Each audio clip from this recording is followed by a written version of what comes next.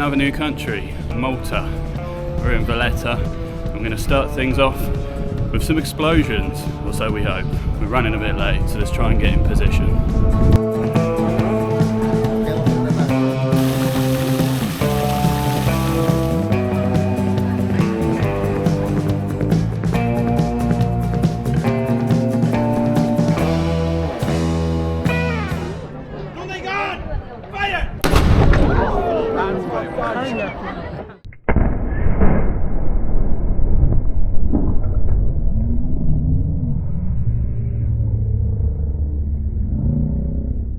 Just for a little bit of context, they're not firing at enemy cruise ships. That is the saluting battery. It happens every day at 12. You can watch for free from where I was, or you can pay, I think it's €3 to go down closer.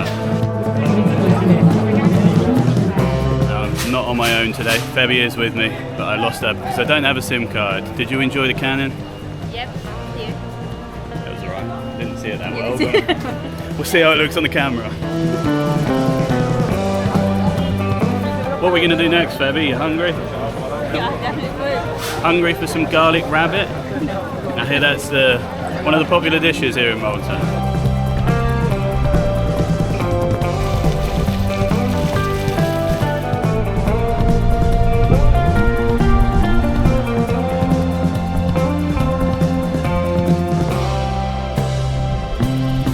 Now as we head back into the Valletta town centre, I did joke about the enemy cruise ships. Well, the enemy cruise ships are actually an enemy to us because they might be a hindrance in us getting a good table for lunch. The town does fill up pretty quickly during the day and it's a little bit more relaxed during the night. We have been here for a day already and had a look around. Let's follow the gaggle of people in front of us. For historical reasons, there's obviously quite a large English influence here. And would you look at this? I've come across Wembley. If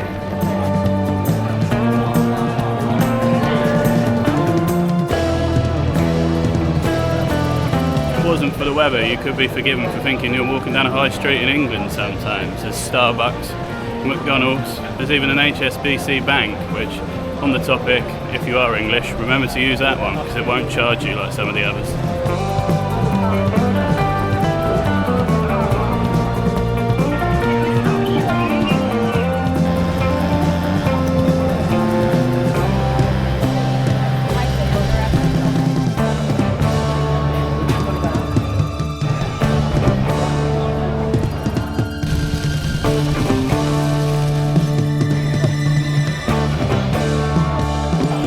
My left here is a pub creatively named The Pub, famous for being the pub that Oliver Reed, the actor from Gladiator amongst other things, died in after a drinking game of sailors.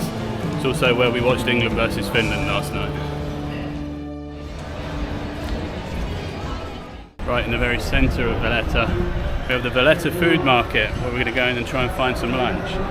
Now I've very helpfully just heard a tour guide tell someone that the architecture is based on Covent Garden in London, so there's another England reference for you.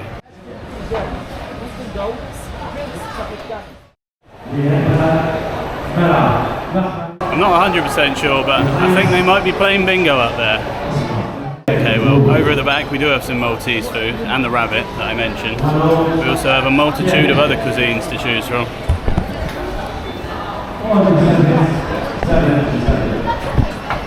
Over there we've got Everest, with some momos. I'm a fan of Nepalese food, it is good. Over there we've got Chinese, Mexican over there. We'll pick something and I'll see you again in a minute.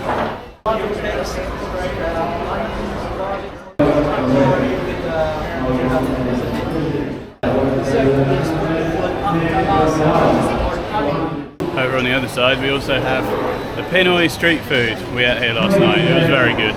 Okay, we've resisted the urge to get the Filipino barbecue again and also the garlic rabbit.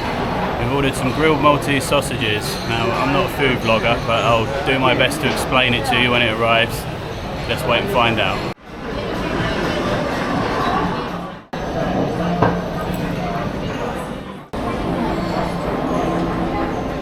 It's pretty good. It's probably be quite a familiar taste to you if you're English. Just a good hearty sausage.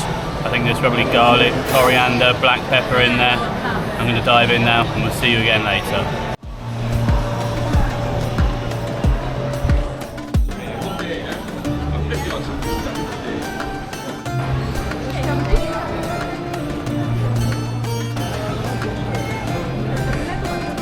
Okay, lunch done. One thing that Valletta isn't known for is sandy beaches. Everything's quite rocky here. So we're going to see if we can find somewhere to swim. Stay with us, we'll see you again in a minute.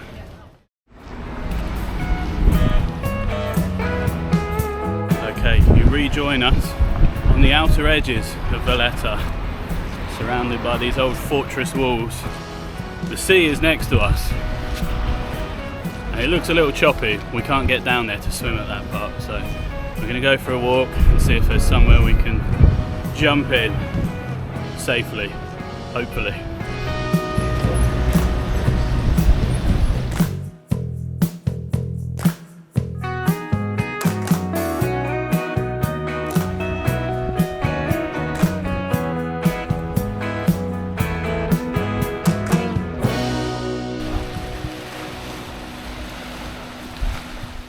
Okay, as you can see, we have reached a point where we can swim. We are at the sea, albeit a very rocky coastline. But we're going to have a look just around the corner quickly and see if we can find something that we've seen on the map that looks quite unique.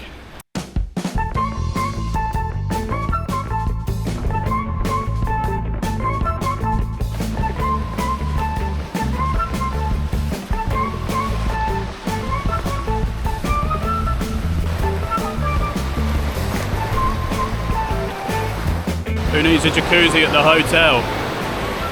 Nice little natural one in the rocks there. Now this has turned into somewhat more of a trek than I thought it would. The landscape is beautiful, but it's not the easiest to walk on.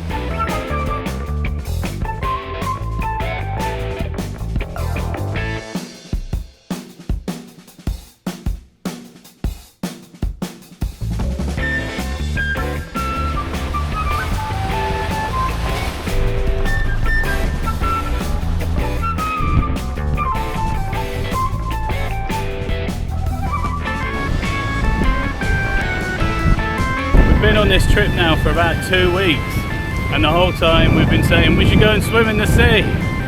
We should have been swimming in the sea down there. It looks like we've been foiled again. What we had hoped to show you was a natural swimming pool carved out of the rocks. But having got round that corner near the bridge, the waves look a little bit too brutal now, and I think it might be slightly overwhelmed. So I'm going to take the easy option, trek back the way we came, and hopefully jump in the sea, and that slightly calmer bit where we first entered.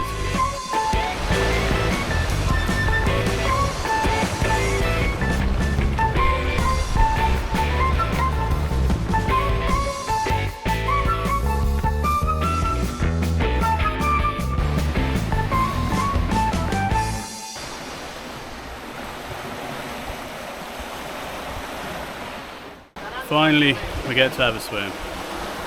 See you later. It's a little bit stronger than it looks. I think the tide's coming in.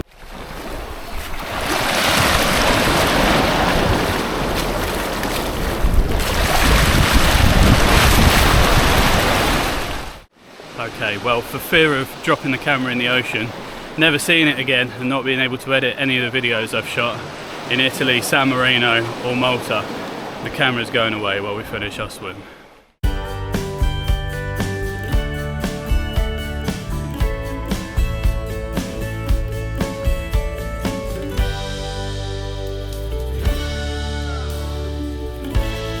That's going to be the end of the video from here in Malta. We ended up just going for some drinks last night.